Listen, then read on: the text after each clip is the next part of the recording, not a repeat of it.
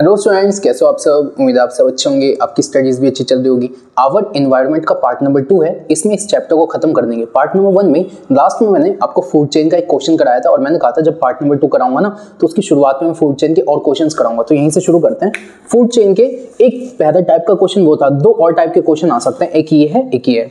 तो एक टाइप मैंने उसमें करा दी थी, उसके आगे कंटिन्यू करते हैं। जो जितना चैप्टर बच गया ना अपना वो आज खत्म करेंगे।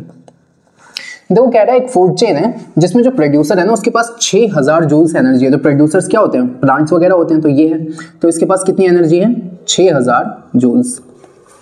और आपसे कहा है कि ये बताओ टर्शियरी कंज्यूमर पे कितनी एनर्जी होगी। तो ये प्रोड्यूसर है, प्रोड्यूसर को खाने वाला प्राइमरी कंज्यूमर, इसको खाने वाला सेकेंडरी, इसको खाने वाला टर्शियरी, यानी इसकी बात हुई है। तो मैंने कहा मेरे को ये पता है कि हमेशा जो एनर्जी है ना वो 10% आगे जाती है, 10% लॉ के हिसाब से। तो एनर्जी कितनी जाएगी, 10%। जब मेरे को 10% जाना है ना इस तरफ, तो कुछ नहीं करना, मेरे को डिवाइड करना है 10 से। कितने से डिवाइड करना है, 10 से। तो मैंने कहा जब मैं यहाँ से यहाँ गया ना तो कुछ नहीं किया मैंने 6000 को 10 से डिवाइड किया। तो इसके पास कितनी एनर्जी आ गई, 600 जूल। जब मेरे को यहाँ से यहाँ जाना है ना तो कुछ नहीं किया, मैंने इसको फिर से 10 से डिवाइड किया। तो इसके पास कितनी एनर्जी आ गई, 60 जूल्स। जब मेरे को यहाँ से यहाँ जाना है ना तो कुछ नहीं किया, मैंने फिर से 10 से डिवाइड किया। तो 60 को जब मैं 10 से डिवाइड करूँगा तो यानी इसके पास कितनी एनर्जी आ गई, 6 जूल्स। तो आपसे यही बोला था कि टर्शियरी कंज्यूमर पे कितनी एनर्जी है। कुछ मत करो, जब आपको इस तरफ जाना है ना, राइट की तरफ, तो आप हमेशा ना 1/10 की मल्टीप्लाई करो, यानी 10 की डिवाइड। सही है। और इस वाले क्वेश्चन पे आओ। इस क्वेश्चन में क्या बोला है कि देखो भाई एनसीईआरटी वाले, सीबीएसई वाले भी काफी स्मार्ट हैं। वो कहते हैं हमेशा ना तुम्हें ये वाली एनर्जी देते हैं और तुम इनकी बताओ। लेकिन अगर मैं तुम्हें बीच में एनर्जी दे दूं और पीछे की पूछूं तो देखो भाई ये है तुम्हारा फूड चेन और आपसे कहा है फ्रॉग। ये रहा फ्रॉग। फ्रॉग के पास कितनी है, फ्रॉग के पास 500 जूल एनर्जी है। फ्रॉग के पास कितनी एनर्जी है, 500 जूल। अब आपसे कहा अगर फ्रॉग के पास 500 जूल एनर्जी है तो ये जो प्रोड्यूसर, ये जो फ्लावर है ना, इस पर कितनी एनर्जी है। तो हमेशा याद रखो जब मेरे को आगे की तरफ जाना है ना तो हमेशा मैं 10 की डिवाइड करता हूँ। 10 की क्या करता हूँ, डिवाइड। लेकिन अगर मेरे को पीछे की तरफ आना है ना तो मैं 10 की मल्टीप्लाई करता हूँ। सुनो, जब मेरे को आगे की तरफ जाना है तो मैं 10 की डिवाइड करूंगा और जब पीछे की तरफ आना है तो 10 की मल्टीप्लाई। तो मैंने कहा पीछे की तरफ आना है, मल्टीप्लाई बाय 10। तो 500 एक और 0, तो इस पे कितनी एनर्जी होगी, 5000। पीछे की तरफ आना है, मल्टीप्लाई बाय 10, 5000 एक और 0, तो इसके पास कितनी एनर्जी होगी, 50000। तो इसके पास कितनी एनर्जी होगी, 50000 जूल्स। समझ आ गया बच्चों। ये दोनों काफी अच्छे क्वेश्चन है, इन्हें नोट करो। आगे चलते हैं। तो अभी तक हमने जितना देखा उसके आगे चलते हैं। आगे देखना बच्चों, जो नेक्स्ट टॉपिक है ना, फूड चेन बता दिया था। एक है फूड वेब। वेब का मतलब क्या होता है, जाल। जब बहुत सारे फूड चेन आपस में इंटरकनेक्टेड होते हैं ना तो उसे फूड वेब कहता हूँ। Food web is the network of food chain. लेकिन ये सब कैसे हैं, इंटरकनेक्टेड। तो network of interconnected food chain in an ecosystem is known as food web. पता क्या मतलब है। जैसे बच्चों ये बताओ, ग्रास है, एग्जाम्पल है, ग्रास को ग्रास हॉपर ने खाया, ग्रास हॉपर को फ्रॉग ने खाया, फ्रॉग को स्नेक ने खाया और स्नेक को ईगल ने खाया। अब सुनो क्या होगा ना, ग्रास को ग्रास हॉपर ने खाया, सपोज स्नेक को ना फ्रॉग नहीं मिला, तो भाई ऐसा थोड़ी है कि स्नेक को फ्रॉग नहीं मिला तो मर जाएगा, क्या पता वो ग्रास हॉपर को खा दे, है ना। अब मैं कहता हूँ ग्रास हॉपर को ग्रास नहीं मिला तो क्या पता वो कुछ और खा दे, तो मैं कहता हूँ इसके नाम में ग्रास है, इसका मतलब ये थोड़ी है ग्रास ही खाएगा, कुछ भी खा सकता है ना। और तो मैंने कहा ग्रास, यहाँ पे आपने एक चीज क्या नोटिस किया कि अगर कोई ऑर्गेनिज्म नहीं है तो जो ये है ना ये किसी और को भी खा सकता है। फॉर एग्जाम्पल मैं कहता हूँ यहाँ पे स्नेक था, स्नेक को ईगल ने नहीं खाया, स्नेक को ह्यूमंस ने खा दिया। दिख रहा है आपको। अच्छा स्नेक था, स्नेक को ईगल ने नहीं खाया, स्नेक को मॉन्गूस ने खा दिया और मॉन्गूस को लायन ने खा दिया। तो मैंने कहा देखो ना, लायन वाली फूड चेन तो अलग थी, मॉन्गूस वाली अलग थी, स्नेक वाली अलग थी। तो असल में क्या होता है ना बच्चों, जो फूड चेन है ना वो एक कॉन्सेप्ट है, लेकिन जो फूड वेब है ना, जब सारे फूड चेन आपस में इंटरकनेक्टेड हो जाते हैं ना तो इसे फूड वेब कहते हैं। ठीक है, इतना याद रखना है आपको। तो ये डेफिनेशन याद रखनी है। क्वेश्चन आएगा फूड चेन और फूड वेब का फर्क, तो आप बोलोगे जो फूड चेन है ना वो लीनियर सीक्वेंस है, सीधी सीक्वेंस है किसकी, ऑर्गेनिज्म की, जहां पे एक ऑर्गेनिज्म किसी दूसरे ऑर्गेनिज्म को खाता है और खुद खाना बन जाता है अगले ट्रॉपिक लेवल के ऑर्गेनिज्म के लिए। क्यों, क्योंकि उसे केमिकल एनर्जी का ट्रांसफर करना है, बता चुका हूं।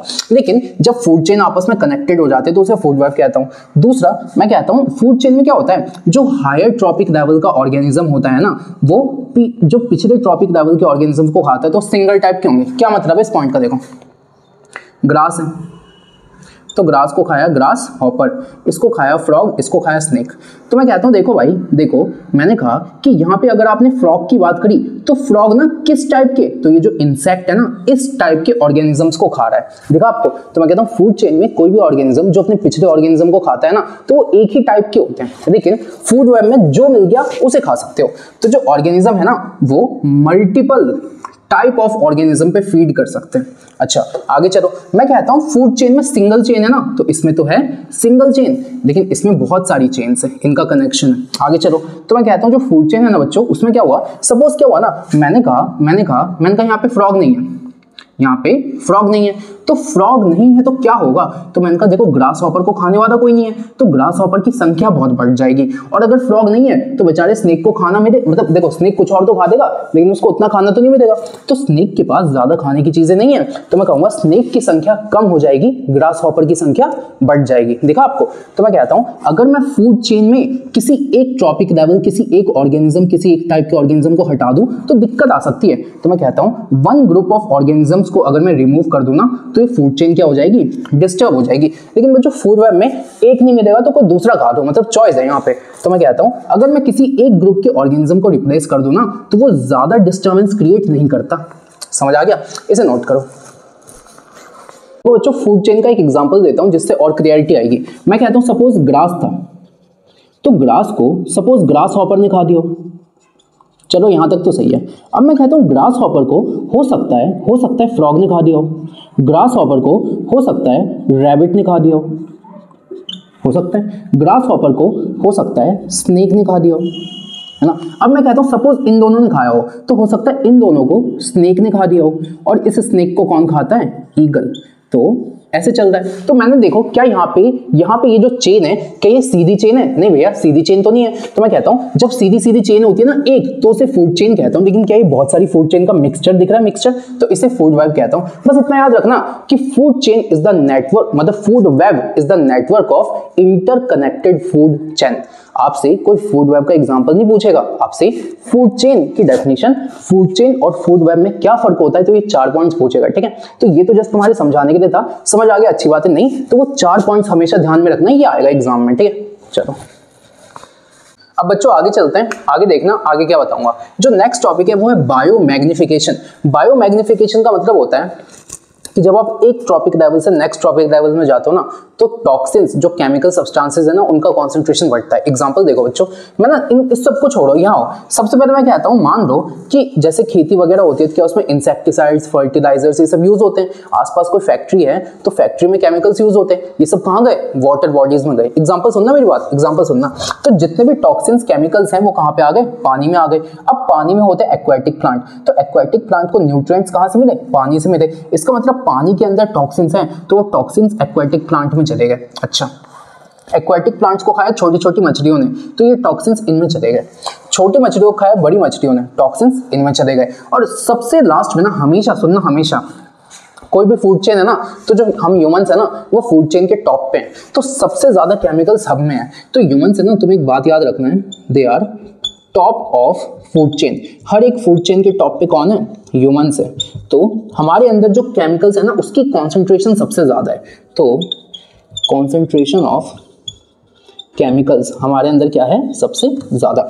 अब मैं कहता हूं देखो, जब आप एक ट्रॉफिक लेवल से अगले ट्रॉफिक लेवल में जाते हो तो क्या केमिकल्स की कॉन्सेंट्रेशन बढ़ती जाती है। देखो मैं कहता हूं इसके पास ना 2 ppm, ppm क्या होता है, तो पार्ट्स पर मिलियन, पार्ट्स पर मिलियन को कहते हैं ppm, ठीक है। तो ये छोड़ दो, जो है मैं कहता हूँ इसके पास ना 2 टॉक्सिन्स थे, तो इसके पास जब अगले पे गए तो 5 हो गए, अगले पे गए तो 200 हो गए, अगले पे गए तो 1600 हो गए।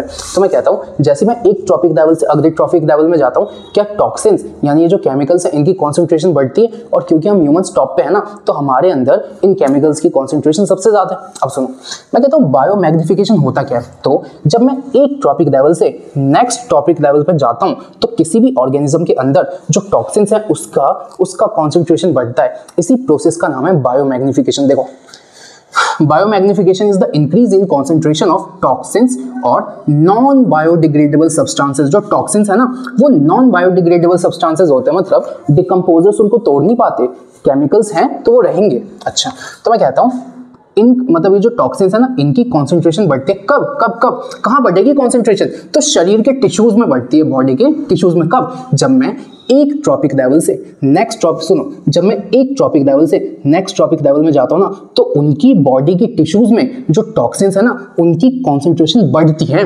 देखो, जब मैं एक से अगले पे गया हूँ तो कॉन्सेंट्रेशन बढ़ती है, इसको कहता हूँ बायोमैग्निफिकेशन। ठीक है, अब आपसे क्वेश्चन आएगा कि कौन से टॉक्सिन्स, तो मैं कहता हूँ टॉक्सिन्स केमिकल्स वो होते हैं जो नॉन बायोडिग्रेडेबल होते हैं, जिनको तोड़ा नहीं जा सकता। अच्छा, कौन नहीं तोड़ सकता? तो can not be broken by decomposers, बताया था। अच्छा, अब सुनो, मैं कहता हूं ये केमिकल्स में अपने को क्या पता होना चाहिए? इंसेक्टिसाइड्स केमिकल हो सकता है, पेस्टिसाइड हो सकता है, हैवी मेटल हो सकता है। पीबी क्या होता है? पीबी होता है लेड, और एचजी क्या होता है? मरकरी। तो देखो, किसी किसान ने ना अपने खेतों में ना इंसेक्टिसाइड्स, फर्टिलाइजर्स डाल दिया, तो उसमें केमिकल्स हैं। उसको क्या हुआ ना, उस फसल को किसी जानवर ने खाया, किसी जानवर को हमने खाया, तो क्या कॉन्सेंट्रेशन ऑफ टॉक्सिन्स बढ़ता गया? इसी को बायोमैग्निफिकेशन कहता हूँ। इनमें जो सबसे इंपॉर्टेंट वाला टॉक्सिन है ना, जो अपने को पता होना चाहिए, कौन सा होता है? DDT। डी से होता है डाइक्लोरो, फिर इस डी से होता है डाइफिनाइल, इससे होता है डाइक्लोरो, इससे होता है डाइफिनाइल, और इससे होता है ट्राइक्लोरोइथेन। देखो, DDT, dichloro diphenyl trichloroethane, dichloro diphenyl trichloroethane. तो ये देखो, बायोमैग्निफिकेशन होता है, एक से दूसरे ट्रॉपिक लेवल पे जाते हो ना, तो जो टॉक्सिन्स है उनका कॉन्सेंट्रेशन बढ़ता है शरीर के टिश्यूज में, ये बायोमैग्निफिकेशन है। कौन से टॉक्सिन्स? तो ये सब पता होने चाहिए, सबसे इंपॉर्टेंट है DDT, डाइक्लोरो डाइफिनाइल ट्राइक्लोरोइथेन। अच्छा, अब मैं आगे आता हूँ, मैं कहता हूँ केमिकल्स आए कहाँ से? तो फैक्ट्रीज हो गया, या जो एग्रीकल्चर लैंड हो गया ना, वहां से आ गया, और ये इसका एग्जाम्पल है कि ऐसे कॉन्सेंट्रेशन बढ़ता है। क्वेश्चन आएगा कि बायोमैग्निफिकेशन को किसमें नापते हैं? तो हम उसको नापते हैं ppm, पार्ट्स पर मिलियन में। समझे? नोट करो बच्चों। अब देखते हैं ओजोन के बारे में। देखो, हमारे पास ना इस चैप्टर में इन्वायरमेंटल प्रॉब्लम्स है, उनके सॉल्यूशन है। अपने इन्वायरमेंट में ना कुछ दिक्कतें हैं और उनका क्या समाधान है। तो दो दिक्कतें हैं, एक है वेस्ट मैनेजमेंट, एक है ओजोन। तो पहले ओजोन समझ लेते हैं बच्चों। ओजोन क्या होता है? तो जो अर्थ होती है ना, अर्थ जो सबसे नीचे वाली लेयर होती है उसको कहते हैं बायोस्फीयर। ठीक है, फिर उसके जो ऊपर वाली होती है ना, उसको कहते हैं ट्रोपोस्फीयर। ठीक है, उसके जो ऊपर वाली होती है उसको कहते हैं स्ट्रेटोस्फीयर। तो जो स्ट्रेटोस्फीयर होता है ना, सुन लो ध्यान से, स्ट्रेटोस्फीयर, स्ट्रेटोस्फीयर में ना O3 मॉलिक्यूल की एक लेयर बनी होती है, O3 मॉलिक्यूल की। इस लेयर का नाम है ओजोन लेयर। क्या नाम होता है इसका? Ozone layer. ये जो ओजोन लेयर है ना, ये इंसानों को और जितने भी चीजें जो अर्थ पर रहती है ना, उसको सन की UV अल्ट्रावायलेट रेडिएशन से बचाती है। अब सुनो, मैं कहता हूँ ओजोन क्या होता है? तो ओजोन क्या होता है? तो ओजोन एक लेयर होती है, किसकी? ऑक्सीजन की। देखो कैसे, ये तो बेसिक समझ आ गया। तो सबसे पहले ना बेसिक सवाल देखते हैं, बेसिक सवाल देखते हैं, और वो सवाल क्या होंगे? तो मैं कहता हूँ ओजोन क्या होता है? पहला, ओजोन होता क्या है? तो ओजोन ना एक मॉलिक्यूल होता है जिसमें 3 ऑक्सीजन होते हैं। बच्चों, जो ओजोन होता है ना, NCERT लिखती है ozone is deadly poison. Poison है ये, पॉइजन किसके लिए? अगर इसको स्मेल करोगे तो पॉइजन है, लेकिन ये बचाता है हमें। अच्छा, O3 का मॉलिक्यूल होता है। दूसरा, ये जो ओजोन लेयर होती है ना, ओजोन मॉलिक्यूल की लेयर, ये कहाँ होती है? स्ट्रेटोस्फीयर में होती है। कहाँ होती है? स्ट्रेटोस्फीयर में। तीसरा, ये किससे बचाता है? तो protect from UV rays of sun. चौथा, अगर ये ओजोन लेयर कहीं से खराब हो गई और सन की UV रेज अर्थ पे आ गई तो क्या दिक्कतें आएगी? तो अगर ओजोन खराब हो गया ना, तो क्या हो जाएगा? मतलब उससे क्या हो जाएगा? उसका ये छोड़ो, यहाँ इफेक्ट क्या होगा? तो मैं कहता हूँ स्किन कैंसर हो जाएगा, है ना, कैटरैक्ट, मोतियाबिंद, जो आंखों में व्हाइट हो जाता है, क्लाउडी, DNA डैमेज हो जाएगा, इम्यूनिटी रिड्यूस हो जाएगी इंसान की, सनबर्न हो जाएगा। ठीक है, जो क्रॉप की फर्टिलिटी है वो कम हो जाएगी, जो मरीन एक्वाटिक लाइफ है उसमें डिस्ट्रक्शन आ जाएगा। तो ये सारी दिक्कतें हैं अगर ओजोन लेयर खराब हो गई और UV रेज आ गई। अब भैया ओजोन लेयर खराब कैसे हो रही है? तो यानी ओजोन लेयर खराब होने का मतलब है कि जो O3 मॉलिक्यूल है ना, ये टूट रहा है। तो कौन है जो इनको तोड़ते हैं? तो इसके कॉज क्या है? तो ये है CFC। अच्छा, CFC क्या होता है? तो कभी CFC पूछे ना, तो CFC होता है क्लोरोफ्लोरोकार्बन। अच्छा, और क्या कॉज है? तो HCFC, H से हाइड्रो, और फिर वही क्लोरोफ्लोरोकार्बन। कार्बन, ये सब है ना भैया, ये O3 मॉलिक्यूल को तोड़ देते हैं। CFC, SCFC, मिथाइल ब्रोमाइड और मिथाइल क्लोरोफॉर्म, ये सब कहाँ होते हैं? तो जो AC पहले के टाइम के AC फ्रिज होते थे ना, उनसे निकलते थे। अच्छा, अब क्या हुआ? तो भैया ओजोन, ये बताओ ओजोन खराब होता है, तो भैया ये भी तो बताओ ओजोन बनता कैसे है? तो ये भी बता देते हैं ओजोन बनता कैसे है। तो जब भी आ जाए ना ओजोन बनता कैसे, ओजोन की फॉर्मेशन, तो 2 स्टेप में होती है। सबसे पहले मैं कहता हूँ ऑक्सीजन हमारे एटमॉस्फेयर में क्या है? ऑक्सीजन। इस एटमॉस्फेयर को ना यूवी रेज मिलती है। कौन सी रेज मिलती है? यूवी। 2 ऑक्सीजन है ना, यूवी रेज इसको स्प्लिट कर देती है 2 ऑक्सीजन में, तो इसे कहते हैं फ्री ऑक्सीजन। क्या बोलते हैं इसको? Free oxygen. स्टेप 2 में क्या होता है? स्टेप 2 में क्या होता है कि ये बताओ यूवी रेज ने हर एक O2 मॉलिक्यूल को थोड़ी तोड़ा, थोड़े से ऑक्सीजन को तोड़ दिया, थोड़े से बचे हुए हैं, तो जो ऑक्सीजन बचे हुए हैं वो यहाँ पे है। अब ये ऑक्सीजन जो अकेला टूटा हुआ है ना, ये बहुत रिएक्टिव है, इसको कुछ चाहिए, तो ये वाला ऑक्सीजन यहाँ आ जाएगा, इससे रिएक्ट करेगा, तो 2 और 1, तो अब कितने हो गए? O3, और ऐसे बनता है ओजोन।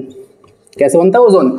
जो स्ट्रेटोस्फेयर में ऑक्सीजन है ना, वो यूवी रेज से टकराती है, 2 फ्री ऑक्सीजन मॉलिक्यूल्स में टूटती है, जो थोड़ी बहुत ऑक्सीजन बची है उसके साथ फ्री वाली कंबाइन करके O3 बनाती है। तो कभी क्वेश्चन आया ओजोन का फॉर्मेशन कैसे होता है, तो ये दिखना है।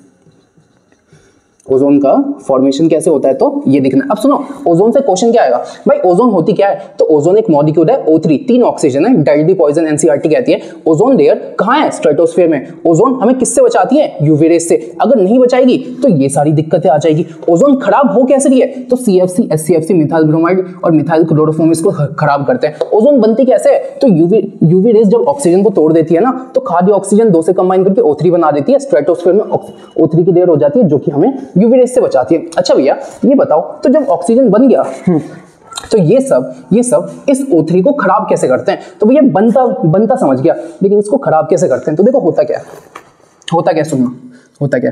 मैंने कहा जो CFC है ना, ये जो CFC है, ये फ्रिज वगैरह से निकल के स्ट्रेटोस्फेयर में पहुंचे, ओजोन लेयर के पास पहुंच गए। CFC कहां पे पहुंच गए? ओजोन लेयर के पास, ठीक है। अब ये जो CFC है, क्या इसको भी सन की यूवी रेज मिलेगी? भाई स्ट्रेटोस्फेयर में सन की यूवी रेज आती है ना, तो CFC को ना, ये जो CFC है, जैसे इसको सन की यूवी रेज मिलती है ना, इसमें होता है क्लोरीन, ये क्लोरीन में टूट जाता है। क्लोरीन बहुत ज्यादा रिएक्टिव होता है, ये जो क्लोरीन है ना, ये इतना ज्यादा रिएक्टिव होता है कि ओजोन के साथ रिएक्ट करके इसको ना ऑक्सीजन और इसमें तोड़ देता है। तो मैंने कहा ये जो CFC है, कि ये O3 को O2 और O में तोड़ देता है। इसका मतलब ये जो CFC है क्या धीरे धीरे ओजोन को खत्म करता जा रहा है, तो ऐसे तोड़ता है। तो कभी क्वेश्चन आया कि ओजोन का डिप्लीशन हो कैसे रहा है, तो 4 स्टेप में हो रहा है। मेन तो 3 स्टेप है, दिखने 4 है। सबसे पहले आप देखोगे कि जो CFC का एमिशन होता है ना, वो ओजोन लेयर के पास पहुंचता है। CFC पहले कहां पहुंचता है? ओजोन लेयर के पास। फिर उसके बाद जो CFC है ना, उसको सन की यूवी रेज तोड़ देती है और क्लोरीन का एटम बनाती है। क्या बनाती है? देखो क्लोरीन का एटम। ये क्लोरीन का एटम इतना ज्यादा रिएक्टिव है कि ओजोन से रिएक्ट करता है। तो ये जो क्लोरीन है ना, ये क्या करता है? ओजोन को तोड़ देता है, और जैसे इसने ओजोन को तोड़ दिया, क्या ओजोन का डिप्लीशन हो गया? तो CFC ऐसे तोड़ देते हैं ओजोन को, ठीक है। तो बच्चों ये सारे क्वेश्चन आ सकते हैं, देखो आगे चलते हैं। तो बच्चों अब आपका डाउट आया होगा, भैया ऐसे तो CFC सारी ओजोन को खत्म कर देगी। तो देखो क्या हुआ ना, इसी ओजोन की डिप्लीशन को रोकने के लिए ना 1987 में यूनाइटेड नेशंस एनवायरमेंटल प्रोग्राम, ठीक है, UNEP ने एक मीटिंग बुलाई और उस मीटिंग को कहते हैं मॉन्ट्रियल प्रोटोकॉल। क्या बोलते हैं उसको? Montreal protocol. इसमें ना जितने भी बड़े बड़े देश है सब आए और उन्होंने कहा कि भाई अब से हम जितने भी इलेक्ट्रॉनिक्स बनाएंगे ना, वो CFC का इमिशन नहीं करेंगे। तो मॉन्ट्रियल प्रोटोकॉल क्यों हुई?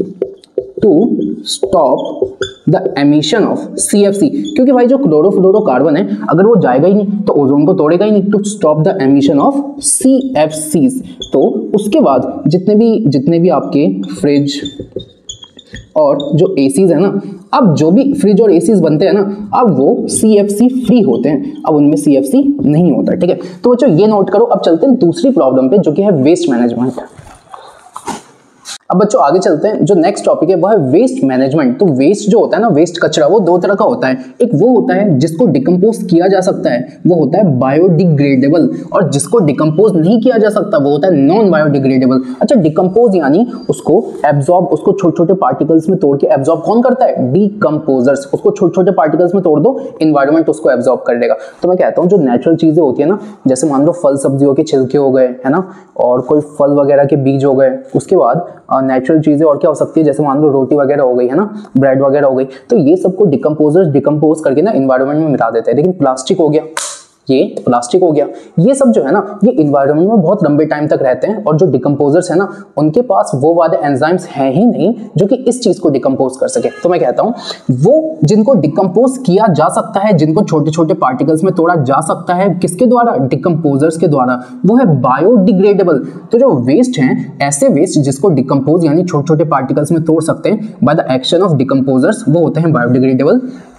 ऐसे वेस्ट जिसको छोटे छोटे पार्टिकल्स में नहीं तोड़ा जा सकता by the action of micro organism, वो होते हैं नॉन बायोडिग्रेडेबल। जो बायोडिग्रेडेबल है क्योंकि उनको छोटे छोटे पार्टिकल्स में तोड़ा जा सकता है तो वो इन्वायरमेंट के लिए सेफ माने जाते हैं, लेकिन क्योंकि इनको नहीं तोड़ा जा सकता तो इन्वायरमेंट में पॉल्यूशन क्रिएट करते हैं, और इनको सेफ नहीं माना जाता क्योंकि ये पॉल्यूशन क्रिएट करते हैं, और इनको सेफ माना जाता है, ये पॉल्यूशन नहीं करते हैं। ये जो है ना ये नेचुरल सब्सटेंसेस से बनते हैं, लेकिन ये किससे बनते हैं, सिंथेटिक मटेरियल से। जो बायोडिग्रेडेबल है ना ये अच्छा ये बताओ, मैंने कहा मैंने किसी ब्रेड को फेंक दिया मिट्टी पे, तो मैं कहूँगा थोड़े टाइम तक वो वहीं रहेगा। तो मैं कहता हूँ नेचर में वो रहता तो है लेकिन बहुत छोटे टाइम तक रहता है, उसके बाद वो डिकम्पोज हो जाता है। तो मैं कहता हूँ जो बायोडिग्रेडेबल वेस्ट है ना दे परसिस्ट फॉर दैट टाइम, थोड़े से टाइम के लिए एनवायरमेंट में रहते हैं। लेकिन जो ये जो बोतल है ना ये आज भी है, 10 साल बाद भी है, बहुत धीरे धीरे खत्म होगा, बहुत धीरे धीरे इसको हो सकता है हजारों साल लग जाए खत्म होने में, समझ लो आप। तो मैं कहता हूं ये जो है ना ये एनवायरनमेंट में बहुत ज्यादा टाइम तक रहते हैं। अच्छा इसके एग्जांपल क्या हो सकते हैं, वुल, पेपर, वेजिटेबल पील, वुड, जो भी नेचुरल चीजें हैं इसमें लिख दो। लेकिन इसके एग्जांपल क्या होंगे, तो जो इसके कुछ एग्जांपल याद रखना, एक तो DDT dichloro diphenyl trichloro ethane आता है क्वेश्चन। एक है बेकेराइट, पूछेगा बेकेराइट किसका एग्जांपल है, तो नॉन बायोडिग्रेडेबल का। और प्लास्टिक वगैरह जितनी भी आर्टिफिशियल चीजें हैं वो इसमें आ गई है ना। जैसे ये व्हाइट बोर्ड है, बना तो प्लास्टिक का है, तो ये भी नॉन बायोडिग्रेडेबल है। ये मार्कर बना तो प्लास्टिक का है, नॉन बायोडिग्रेडेबल है। लेकिन मैंने कहा ये प्लास्टिक ये भी नॉन बायोडिग्रेडेबल है, लेकिन ये जो पेपर है ना, ये जो इसका पेपर है ये बायोडिग्रेडेबल है, समझ लो आप। भले ये पन्नी से है बट भावनाओं को समझो, भावनाओं को है ना। अगर ये पेपर होता जैसे ये पेपर है तो ये बायोडिग्रेडेबल है, ये इन्वायरमेंट में एब्जॉर्ब हो जाएगा, जल्दी हो जाएगा। इस पन्नी के कंपैरिजन में तो बहुत जल्दी हो जाएगा। तो ये बायोडिग्रेडेबल है, इसको डिकम्पोज कर सकते हैं, लेकिन ये पन्नी ये प्लास्टिक इसको डिकम्पोज नहीं कर पाएंगे डिकम्पोजर्स। क्यों? क्योंकि हमारे डिकम्पोजर्स के पास इसको डिकम्पोज करने के एंजाइम्स हैं, इसको डिकम्पोज करने के एंजाइम्स नहीं है। ठीक है, तो फटाफट इसे देखो, एक छोटा सा टॉपिक बच गया। तो बच्चों एक छोटा सा टॉपिक बचा वेस्ट मैनेजमेंट। तो वेस्ट मैनेजमेंट के इतने सारे मेथड होंगे, कूड़े को मैनेज कैसे करोगे। पहला मेथड कंपोस्ट बना दो। जितना भी बायोडिग्रेडेबल वेस्ट है ना, नेचुरल वेस्ट है, उसको गड्ढा खोदो, मिट्टी में डाल दो, मिट्टी दबा दो, थोड़े दिन बाद उसको देखोगे तो ना कंपोस्ट बन जाएगा, जिसको आप पौधों वगैरह में डाल सकते हो, खेती में यूज कर सकते हो। ठीक है, तो पहला क्या होता है, बायोडिग्रेडेबल वेस्ट है ना उसको जब आप जमीन में ब्यूरी कर दोगे तो वो कंपोस्ट बन जाएगा, और ये बहुत अच्छा मैन्योर है, नेचुरल फर्टिलाइजर है। ठीक है, बहुत अच्छा काम करता है। दूसरा होता है लैंडफिल्स। जो जल्दी में रहते होगे ना, आपने देखे कूड़े के बड़े बड़े पहाड़, क्या होता है ना, उस कूड़े के बड़े बड़े पहाड़ पे ना घास वास उगा दी जाती है। दूर से तो बहुत अच्छा लगता है, लेकिन असल में ना वो कूड़े के पहाड़ हैं, समझ लो। तो लैंडफिल्स का मतलब है ग्राउंड के छोटे से, मतलब थोड़ा सा ग्राउंड के नीचे कूड़ा भर दिया, ऊपर से मिट्टी भर दी और ऊपर से घास उगा दी। ठीक है, तो क्या होता है, वेस्ट को डिस्पोज किया कैसे, उसको low lying area of ground में रखा और उसको सॉइल से कवर कर दिया। ठीक है, थर्ड मेथड पे आओ, इनकिनरेशन। इनकिनरेशन का मतलब होता है बच्चों, आपने मशीन देखी है, जैसे क्या होता है कि किसी चीज को अंदर डालो दबा तो 1 मिनट नहीं लगता उसको राख बन जाने में। जैसे जब कोविड के टाइम पे बहुत ज्यादा डेथ होने लगी थी ना, तो जो अंतिम संस्कार था वो इनकिनरेशन से ही हो रहा था, क्योंकि जगह ही नहीं थी शमशान घाटों में, समझ लो आप। तो इनकिनरेशन का मतलब है कि किसी भी वेस्ट को इतने हाई टेम्परेचर पे रख दो ना ताकि वो एशेज में कन्वर्ट हो जाए। किस में कन्वर्ट हो जाए, एशेज में। कौन से को होता होगा, तो भैया देखो जो मेडिकल वेस्ट है ना, मेडिकल वेस्ट उसको ऐसे नहीं फेंक सकते, वो इन्फेक्शन क्रिएट कर सकता है, तो उनको ऐसी ऐश बना दिया जाता है। अच्छा आगे चलो, मेथड 4 सीवेज ट्रीटमेंट। बच्चों जो अपने घरों का जो नालियों का पानी है वो सीवेज होता है, तो ना पहले वो प्लांट में जाता है, सीवेज प्लांट में, उसको वहां से साफ किया जाता है। उसकी गंदगी जो निकाली जाती है ना, जो वेस्ट है, जो हमारा जो ह्यूमन वेस्ट है, उससे क्या होता है ना, उससे बायोगैस बनाई जाती है और मैन्योर बनाया जाता है इस गंदगी से। और जो साफ पानी को साफ करके ना उसको वापस वाटर बॉडीज में छोड़ दिया जाता है। तो जो सीवेज वाटर है ना उसको साफ किया जाता है और उसको रिवर में छोड़ दिया जाता है। इसकी गंदगी से मैन्योर और बायोगैस बनाया जाता है। बायोगैस का दूसरा नाम है सीवेज गैस। पांचवें मेथड पे आओ, रिड्यूस, रीयूज और रिसाइकल, रिड्यूस, रीयूज और रिसाइकल। तो बच्चों रिड्यूस हमें ना कोशिश करना चाहिए कि चीजें ना कम यूज करें और ज्यादा टाइम तक यूज करें। और मैंने कहा सपोज ये कप है, थोड़ा सा टूट गया तो कोई बात नहीं, ये दो पानी, रीयूज करो। और रिसाइकल का मतलब है ये पेपर वगैरह को क्या कर देना चाहिए, रिसाइकल। ठीक है बच्चों, लास्ट में देखोगे ना तो आपकी बुक के ना लास्ट में एक बॉक्स बना हुआ है, उसमें क्वेश्चन पूछा गया है कि ट्रेन्स वगैरह में ना पहले ना प्लास्टिक के कप यूज होते थे, फिर उसके बाद कुल्हड़ यूज होने लगे और अब पेपर कप्स यूज होते हैं। तो आपसे पूछता है पेपर कप क्यों यूज होते हैं? तो पेपर कप इसलिए यूज होता है क्योंकि पेपर बायोडिग्रेडेबल वेस्ट है, आपने पिया, आपने फेंका, तो उसको ना डिकम्पोजर्स ने डिकम्पोज कर दिया। तो आपको 2 पॉइंट दिखने, क्वेश्चन आएगा पेपर कप की क्या एडवांटेज है, तो आप बोलोगे इको फ्रेंडली है और आसानी से अवेलेबल है। समझ गए?